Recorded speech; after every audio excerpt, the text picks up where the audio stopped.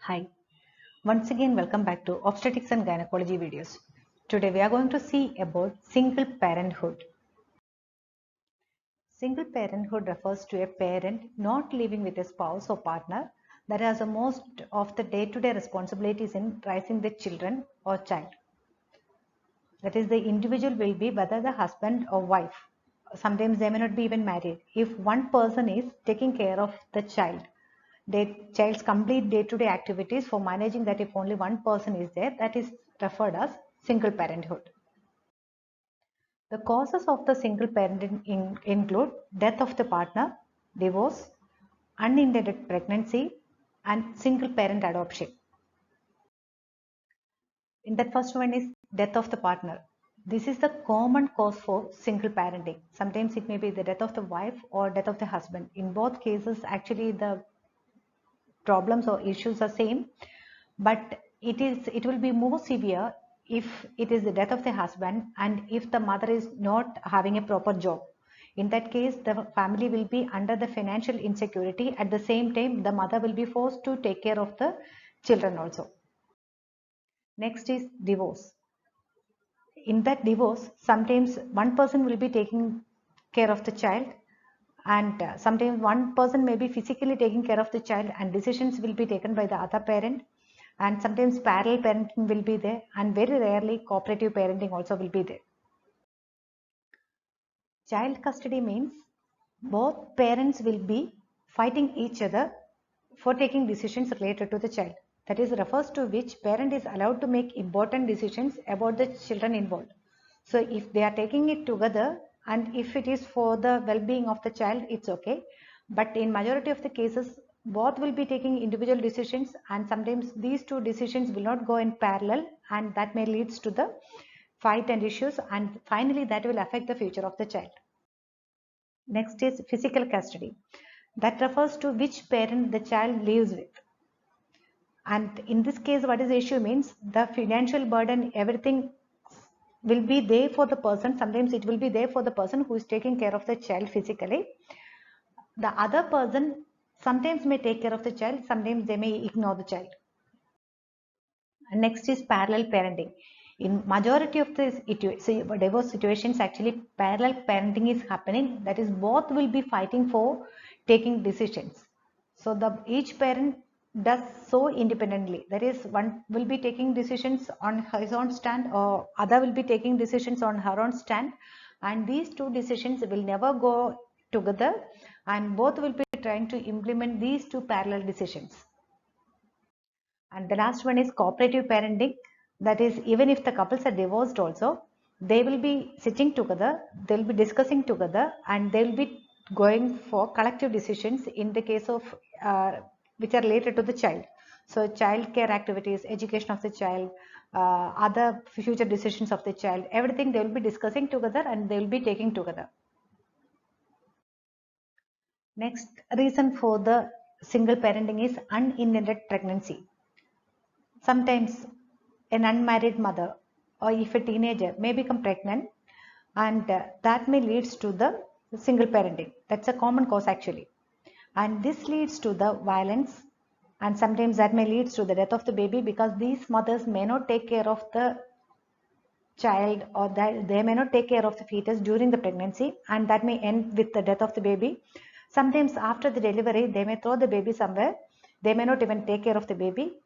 Otherwise, after the delivery, even if they are taking care also, these children may not succeed in the school, or sometimes the mothers may not be having financial security to send the children to the school or for giving proper education, proper food. Financially they won't be secure. So these child commonly they will be living in poverty, and they may get involved in crime also because of this financial insecurity, emotional insecurity, all those things. Because of these reasons, they may start to get involved in the crime. Next is single parent adoption. So now it's a common thing, especially among the celebrities. If the person is a belongs to a well-to-do family financially, if the person is settled, it's not having much issues. They may be able to take care of the children, and sometimes it may be done by a lesbian or a gay. In that case, if they are not having proper financial security, sometimes the future of the child may get affected. And advantages of single parenting include it's having greater control over the children. See, one single person is taking decision about the person, so whatever that person is taking, that will be implemented, so full control will be there over the children. And next is manipulative children. Actually, this can happen commonly in the case of ladies. See, in this picture, two children are there with the mother. So these two children, sometimes they may try to manipulate the mother, and they may be having more influence on the parent. And next is total financial control. One single person is managing the finance, and so that person will be having total control over the finance. So additional source they will not be getting. So whatever is there with that person, they will be living with that. So it will be in a closed system. Total control will be there, and less people will be there for taking care of the baby. If so many people are getting involved in the care of the baby, sometimes that itself may be a problem, because one will be having one opinion, other will be having other opinion, and one may be doing one type of pattern and another may be believing or practicing another pattern, so that may produce conflicts. But when one single person is taking care, that conflicts can be avoided. And mostly these parents will get more time to spend with the child. So these are the advantages of the single parenting. At the same time, it's having a lot of disadvantages also. In case if the parent, for example, if the mother is a single parent, if they want to have support, for example, once if the child becomes sick, or if the parent, that person itself may become sick, in that case nobody will be there to take care of the child.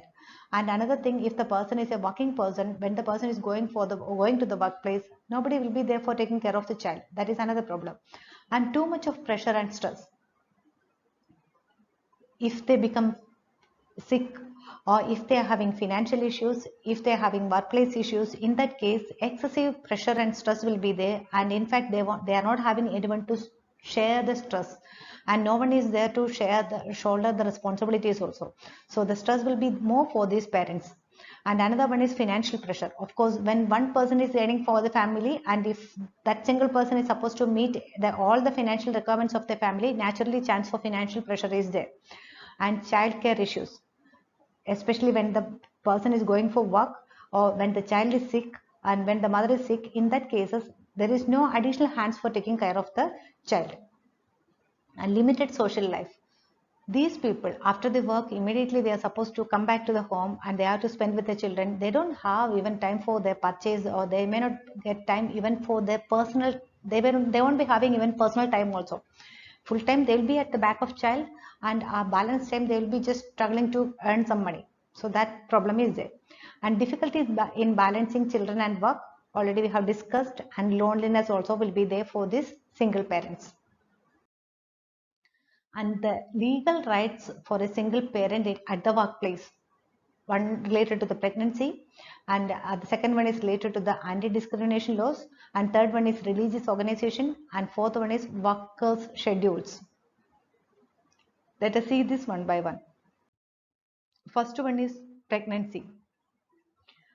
Actually, if someone is pregnant, or if a single parent is pregnant, and if because of that reason the employer is not having the right to fire that lady, and she should not be treated separately, and the employer should not consider that she is not fit for work.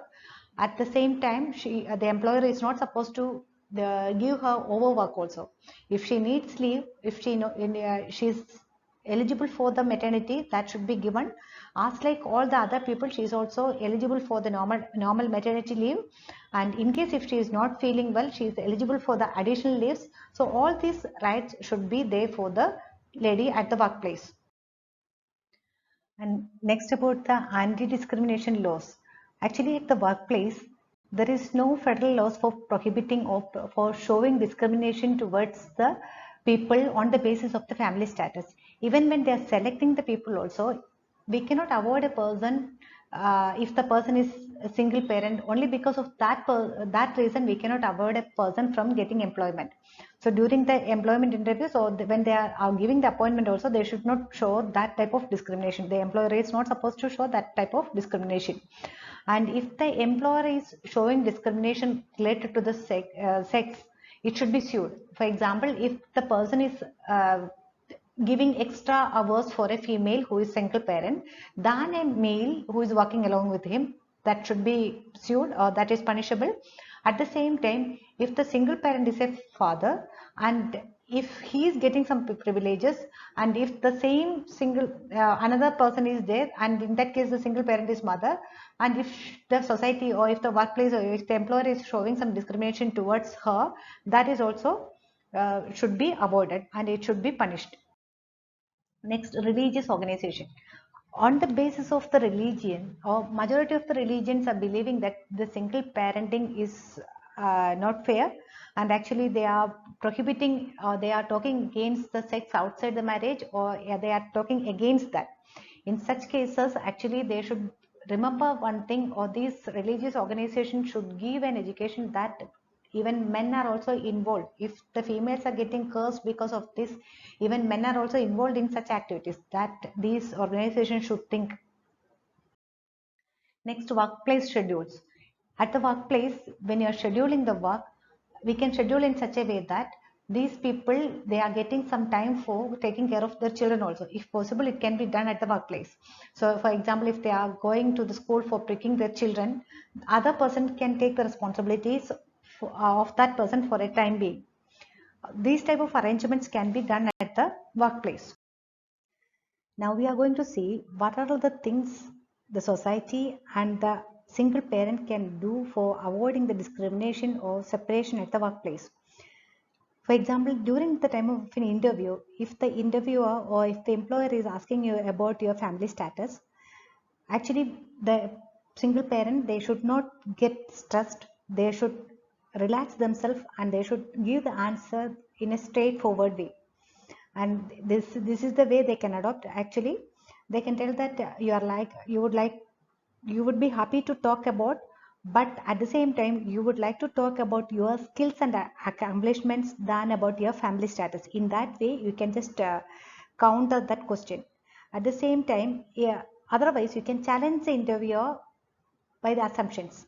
Politely you can ask the interviewer that being a single parent, is it a matter that connects with the job, or is it going to affect the job? Such counter questions also you can ask in a polite way.